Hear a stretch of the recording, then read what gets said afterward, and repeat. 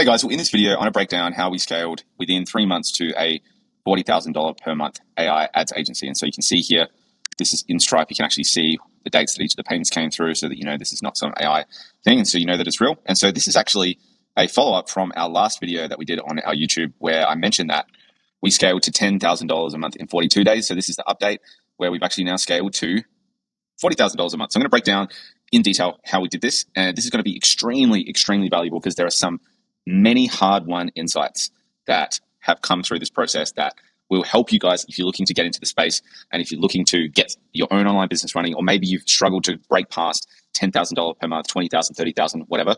This will help. So with that in mind, let's jump into the content. So how I scaled my AI ads agency to 40K months in 3 months, so you know it's not luck.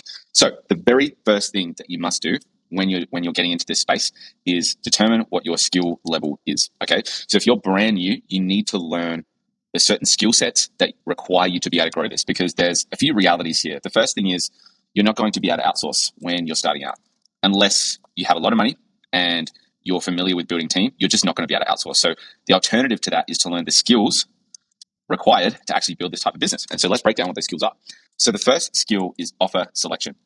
Now, offer selection is arguably the most important trait, or the most important skill set that you'll need in this process. Now, offer selection comes down to basically what is the product that you're selling and what is the market that you're selling to. So who and what. Now, when it comes to agency specifically, usually the product is an outcome. So the outcome could be leads, the outcome could be content, the outcome could be accounting, the outcome could be sales. You've got to have a clear outcome that you provide to your market. Okay, so this is the what. Now, the market is the industry. Okay, so the industry could be real estate, it could be construction, it could be finance, whatever the case may be. Now, if you're unsure on what industry to pick, just pick something, and you'll learn as you go the different aspects of each industry. Now, each industry has its pros and cons, but essentially what you'll need to do is figure out what is the outcome that you're trying to get and what is the industry that you want to target. So that is the offer selection. Okay.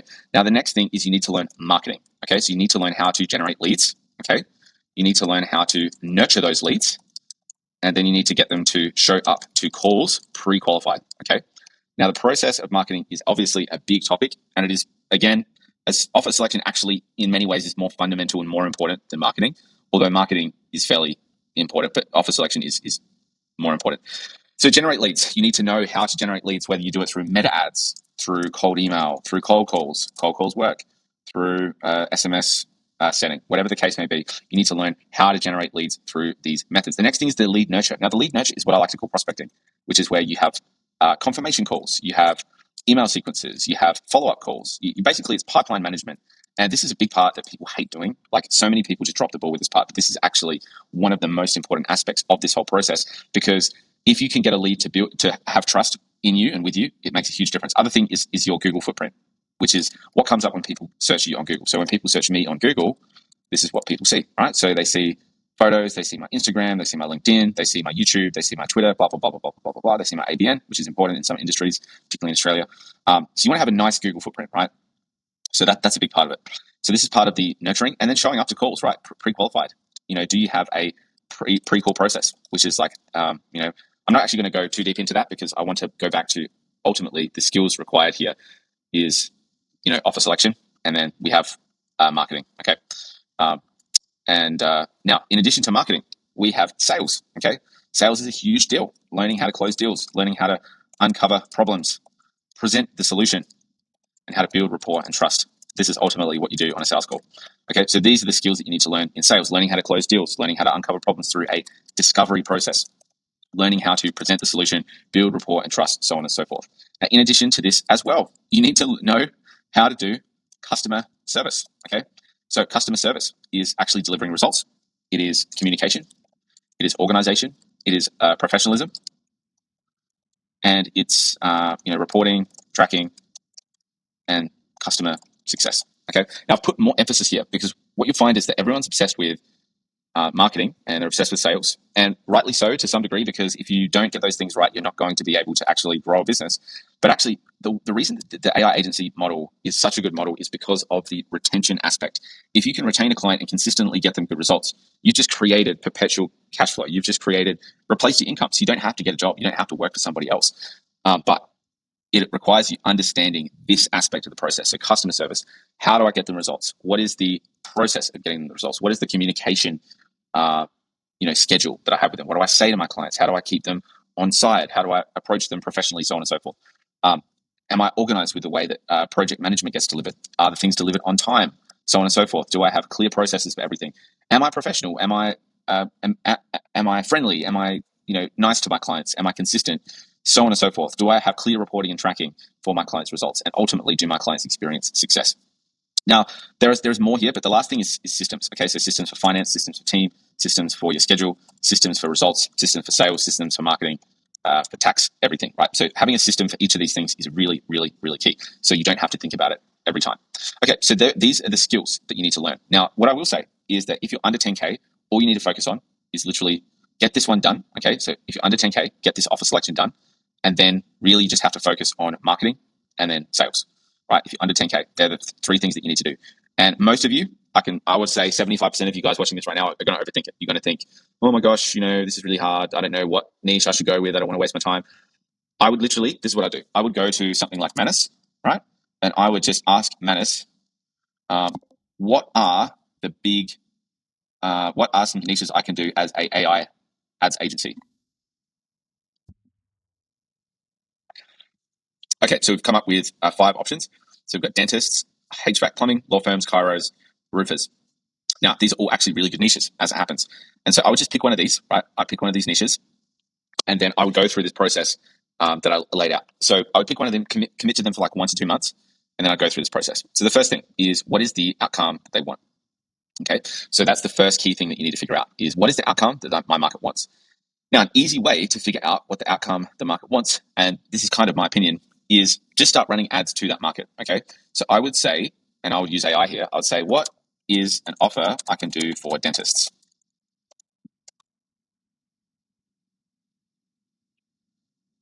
Yeah, so guaranteed new patients, right? 10 patients in 30 days. This is pretty good. So this is the way that I would structure it. I would start with a strong outcome. Doesn't need to be guaranteed, but I would start with a strong outcome, and I'll just simply run an ad, right? And I would test. So what I would do in terms of testing the outcome, I would go run an ad. I would test different offers or kind of claims. I would then figure out which one worked best and go with that. And you're probably thinking, do I really need to run ads to start? I would say yes. You can do stuff like cold email, and that's for another time to show you how to set up cold email. But the quickest way, if you have a $500 budget, is to spend $500 on ads. Now, here's the deal, right? I would not start an AI agency unless you've got $5,000 in the bank, maybe $3,000, like the bare minimum, because there's just a bit of costs that just make it so much easier. It's actually easier for you to get a job and make a little bit of money, and then do that before jumping into this. Now, you can jump into this without having $3,000 to $5,000, and if that's the case, the next thing I would do is cold calls. Now, I've done a video on cold calls on my channel.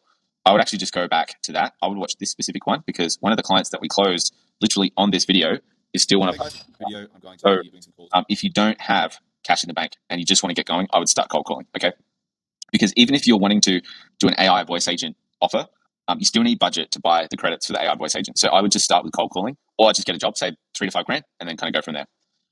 Okay, cool. So just to recap, you want to figure out what is the market that you're targeting, what is the outcome that you're doing, and then I would run an ad, test different offers, claims, figure out which one will work best, go with that. $500, I would do $50 per day budget, and after 3 days, find the winner. Okay. Now here's what I would do with this particular ad. I would do a funnel. Okay, so I would do a funnel that is a book a call funnel to actually get these leads coming through. You could do a lead form. I have found though that over time, and this is literally just from our data, that we make more money from a funnel because the leads are more qualified. They may be a little bit more expensive up front, but the leads are more qualified. So I would learn how to do a book and call funnel. I'll probably do another video on that. I'll do a book and call funnel. Okay. So once you've kind of built out the outcome, you've picked the market. So I'm going to highlight here, guys, the yellow things with all this information that is like the key pieces. So find the market. What is the outcome? Build a funnel around that. If you don't have budget, do cold calls. Now, in addition to that too, you want to have a bit of a nurture sequence in place. So I would get I'm just going to turn the slide on. So I would get a tool for the nurturing process, like Calendly. Now, what Calendly will do is do a reminder sequence. Another thing that's really important, and I didn't put this here, is the thank you page. So when you have a funnel, I'll just do a quick funnel training up here. So when you have a funnel, you basically have 3 phases to that funnel. So you have the opt-in, you have the VSL page, and then you have the opt-in, the booking page, and then the thank you page. Now, I want to tell you guys a quick story. So I'm going to litter this video with some golden nuggets. Some of you guys who are more experienced, if you watch this far, you're going to get more into the golds. If you watch this far, the more gold you're going to get from this video. So stay focused, stay in tune. So over the last 2 weeks, we had our thank you page suddenly break, and it wasn't connected to our page. Our no-show rate massively increased. So the number of calls that we had booked from our ads that went onto the calendar, people stopped showing up. And that was literally because the thank you page was not in place. So a key piece is having all 3 pieces to the funnel. Another thing is having a Calendly reminder sequence. In my opinion, I would not run an ad to get appointments or leads unless I had a thank you page and a reminder sequence, because the lead is going to be much colder and the likelihood of them not showing up is going to be a lot higher. So it's really important that you have the thank you page in place. Okay. So let's quickly recap what we've gone through so far. So we've chosen the market, the outcome, got the funnel, got the thank you page. If you don't have budget, cold calls, make sure you got a thank you page and Calendly reminder sequence in place. Okay, next thing is sales. So this is really getting into the gold, guys. Sales is different if you're targeting people who want to make money online, right? If you're wanting to get into drop shipping or learn how to trade or starting a brand new agency, that sales process is going to be different to someone who's an experienced business owner. Okay, so the way that you deal with those experienced business owners is different. Now, the name for that is B2B. So this is B2B sales. Now, what we found with B2B sales is really important. You do not frame the call. If you've ever done training and you've seen sales trainers say, when you start a call, you've got to set the agenda and you've got to display authority and all this kind of stuff. It's actually not true in B2B. All you've got to do in B2B is just be a real person, right? That's the first thing. I'm a friendly person, just a dude, trying to make it in this world. You can say that on a call and people will laugh at that, right? You do not want to come across as like too scripted and too like tricky. It's really important that you have that friendly demeanor on the call. But really the way to start a call with B2B is just like, hey, so you booked a call. Obviously you're looking to get some help. Give me a little bit of background on your business and what actually prompted you to book the call to get some help. Starting with that, they will give you the background of their business and what they need help with. And then you can go down a train of discovery, which I'm not going to go too deep into here. But basically what you want to do with sales is you want to take 30 sales calls. Okay. Now, another thing with sales is have the sales with no expectation. Okay. All of my sales calls, I would prefer that person have a really good experience with me as opposed to closing the deal. Don't get on sales calls like, I have to close this deal. I know it's hard to do that when you're trying to get income and you're trying to get more money, but I've found that it's a lot more enjoyable if you just hop on a call and try and deliver value for that person on that call. And also at the same time, have some boundaries, right? We even had a call today where the lady's like, she gets on the call with one of our team members and just says, tell me what you do. And the best way to deal with tricky leads like that is use humor, right? Just say, hey, lady, I've just met you, right? Let me just, if it's okay, just get to know you first, a little bit about your business. And then I'm happy to kind of break down what we do. And if they're like, no, tell me now, you know what, based on this conversation, I feel like we would be doing you an injustice by trying to work with you because I think it'd be a better fit elsewhere. So I think what's best is we just end the call and, wish you all the best and feel free to reach out if you ever need help. Okay. So have boundaries. You don't have to be dictated around on the call. And at the same time, you don't want to dictate the person around on a sales call as well. You don't have to be like, you have to answer this question and this and that. The basic point that I'm trying to make with this is there is a process with B2B sales, but the most important factor is try and deliver a really good experience for them, try and be a real person, and try and really solve a problem. If you have those 3 things on your sales calls, number 1, be a real person. Number 2, actively look to solve the problem. And number 3, deliver value on that call with no expectation of closing the deal, you'll get more closes. Okay, so don't focus on the money, focus on delivering value, and then the money will come. Like I've done thousands of sales calls, guys. It's so much more enjoyable to focus on the value and focus on, and obviously you have to have in mind, like you're there to close deals, right? So it's not all about, I'm just the nicest guy in the world, just trying to make everyone feel good. You have to close deals, right? So if you, obviously underlying that, we're here to close deals. But ultimately, a better way to do that is to do those 3 things: be a real person, deliver value, and try and solve the problem for them. Okay, that's really important. And then lastly, with sales, is have your process documented. Don't just wing it. The first 10 to 20, 30 calls, you're going to wing it because you're doing it from scratch. I would actually, if you're familiar with sales, I would wing it. If you guys want to have a sales script that you can start with, like a bit of a framework to follow, comment sales in the comment chat below, and I'll make sure that we get you that document. Also, guys, if you've watched another video of mine, the AI voice agent, and you've commented prompt, we're sending that prompt to you. I know it's been a bit of a delay. We've just had to put it all together and package it up. We will send that to you. But if you want to get the sales framework that you can use, that we use, comment sales below, and I'll send that to you. Okay, so lastly, with the sales piece is make sure that you document the process and you stick to that process and optimize it as you go along. Okay. Now, next thing is customer service. So this has been a big learning curve for me because I've realized that by taking the volume of clients that we've taken on, so over the last 4 months, I think we've closed about 45 clients. So about 10 clients, 15 clients a month, 10 clients a month. Now, what's really important with customer service is there's a few things. The first thing is that every client is different. So some clients don't like talking a lot and they just want results. Some clients need their hand held and that you need to guide them through the process. Okay. Some clients like a lot of detail. They want to know how you're doing this, how you're doing that, XYZ, XYZ, XYZ. And some clients are going to be backward in giving you criticism. Some clients are going to be forward in giving you criticism. I have found that really, if you're using a funnel and you're not hard selling, so when I say funnel, the reason that funnels are good is because you bring in a better lead. Okay, so if you're cold calling or lead forming, the clients in general are going to be a lower quality. But if you're using a funnel, you're going to get quality clients coming through. And in addition to the funnel, if you're not hard selling and you're just using my approach with sales, it's like delivering value, not expecting anything in return, you'll get much better clients. I have found that in most cases, just listen to the client and try and help them. There are maybe 10% of clients who are just complete F-wits that you're just never going to be able to help them just because they're mentally probably a bit retarded, right? Let's just be honest. But 90% of clients, they're good, right? They're good clients, good people, and you need to help them, right? And so you don't want to be too sensitive when they give you criticism because often the criticism is valid, okay? And so when it comes to customers and dealing with customers, there are a few things you have to get right. And this is something that we've been developing and we're really honing in as we head into the rest of the year. The first thing is transparency. Now, what transparency means in this context is what's going on, like where are things at? So the way to deal with transparency is do daily reports. Okay, so a daily update that you communicate with the client on what's going on. Now, there are times where daily reports are not necessary. At a bare minimum, do a weekly report so people know where are things at, like what's going on, how much are we spending, how are the leads going, blah, blah, blah, blah, blah. Okay, so transparency is really important because what transparency provides is assurance. And also, people know, like your clients know, he's onto it, like the team's onto it. So transparency and assurance are key. The next thing is communication. So communication needs to be instant, unless you're sleeping, right? You're sleeping or at dinner. This is my opinion. You guys can disagree with me, but I think one thing that clients expect, and if you want to have good clients, just reply to them, answer their phone straight away. So give them your phone number. I know a lot of people advise against this, but as the owner of the business, I feel that if you give people your number, then they're just going to reach out to you if they really need help and help them. So communication is really important. Okay, and again, with this, have boundaries, right? So if a client keeps calling you and they're pesking you about stuff that's just irrelevant, you can tell them, hey, you know what? You don't need to call me this often. I'll keep you updated. But I've found with the batch of clients that I've taken on where I didn't hard sell and they came through the funnel, I've given my phone number out to everyone. Everyone has respected my time. Everyone only calls if it's necessary. And I feel that that's a good way to do business. That's just my opinion, but I think it's really important. The next thing is results. So it's really important you get results as fast as possible. And it's going to be, some clients are going to get results fast, others are going to take time. And when results take time, you need to lean on assurance, making sure that you're explaining to them, this is what we're doing to solve the problem. Now, there are levels of results. The first thing is leads, okay? The next thing is appointments. The next thing is conversions. And the next thing is size of conversions. So what does this mean? I'd also probably add in here shows. Okay, so when you're doing a client agency, helping people get clients, really ultimately what matters is conversions. Now, there are a few things to consider here. Number one, leads are good, right? If you don't have any leads, the first thing you need to do is get leads. But what's better than leads is appointments. Now, appointments are good, but if they're unqualified, then they're not worth it. So you've got to make sure that they're qualified. So another way to look at this is volume of leads, okay?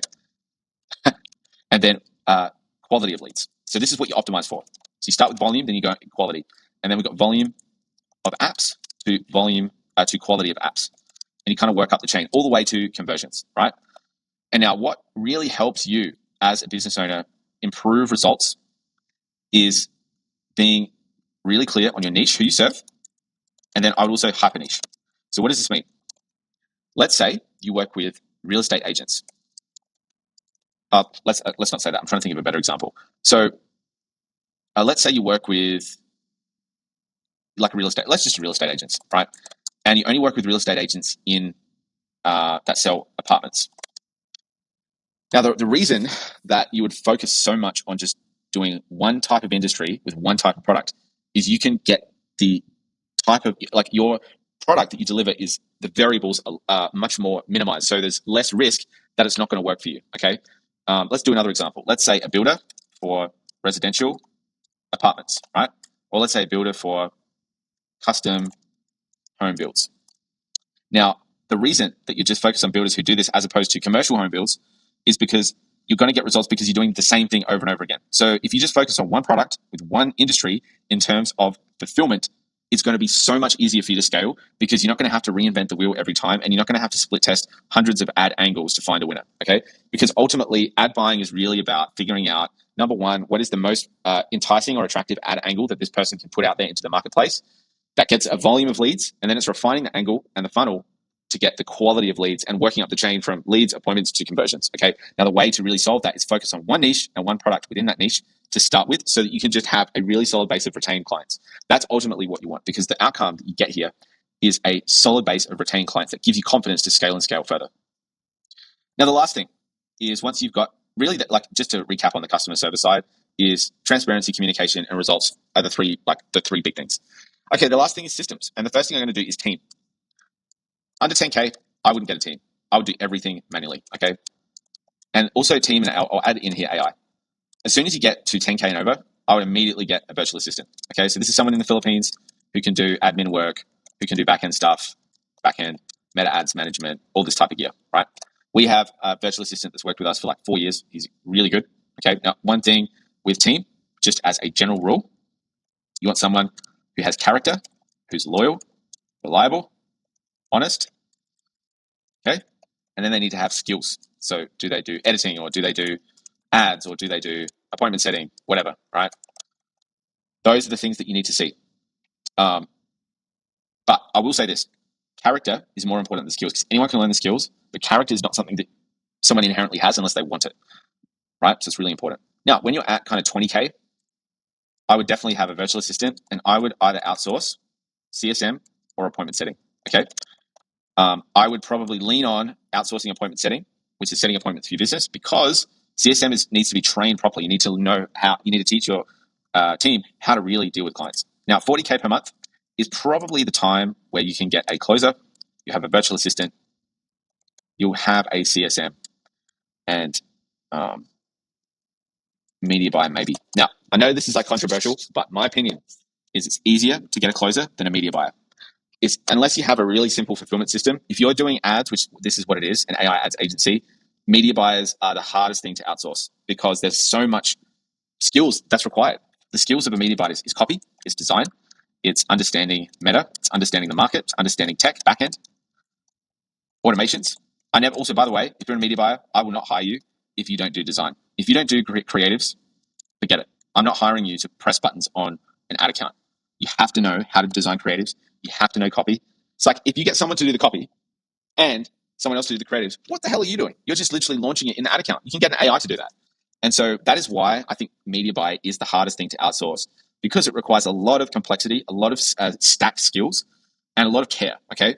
With a closer, if you set the variables simple and very simply, they can do it. With a virtual assistant, that's probably the easiest to outsource, CSM, and then a setter who to actually call leads and book them in, okay? There are 4 things. Now, this is how I break it down. So a closer, if you're at this level, you're going to have to give them 20% of every sale.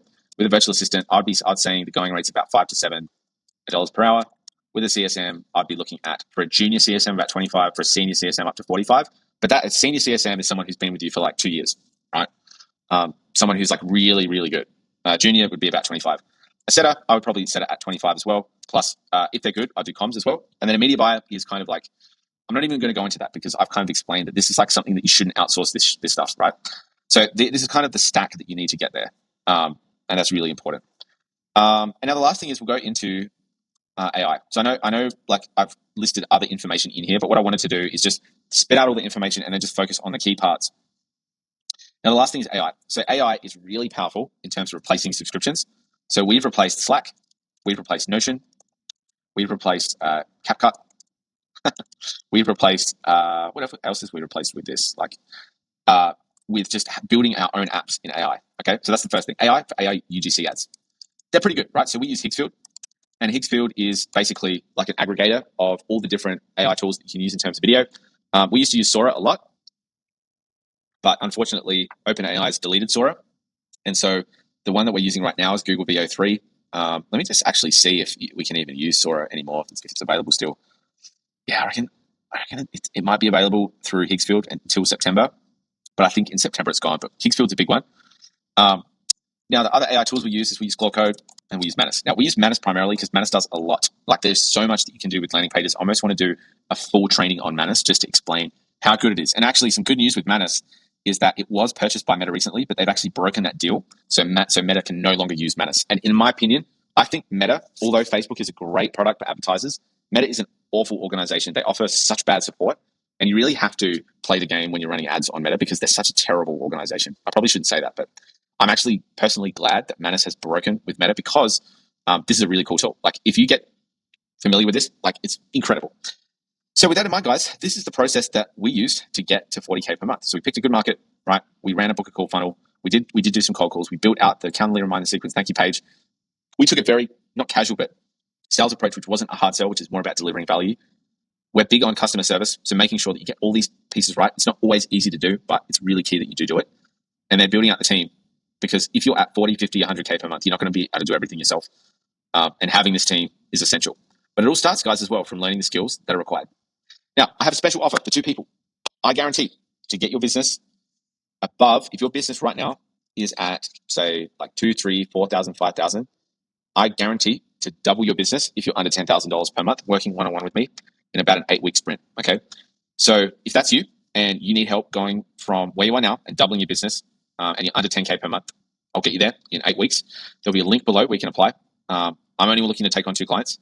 And if you just want more information about this stuff that I'm talking about, you can also join our school. There is some stuff in there that'll be helpful for you. But with that in mind, guys, thank you so much for watching. That is the end of the video. And let's see how long it takes me to get to 100K per month. And then I will post that video. Cheers.